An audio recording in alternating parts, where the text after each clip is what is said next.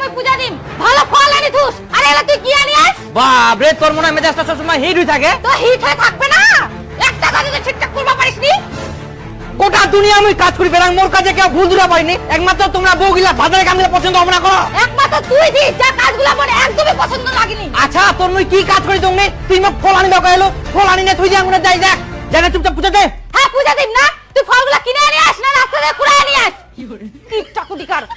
ইমন কথা কইছিস পূজা দেওয়া ফল গিলা আমি কুড়াই নিয়ে আসিম না 200 টাকা কেজি নিয়ে আপেল গিলা যা ফল নিয়ে আসিস দেখে তো তাই মনে হচ্ছে তোর কি মাথাতে পাগলা গিলা কর মই 200 টাকা কেজি ফল নিয়ে আসি কি খাচ্ছে ফল গিলা যাই দেখ আয় তুই দেখ ফল দিন মাসে গিয়ে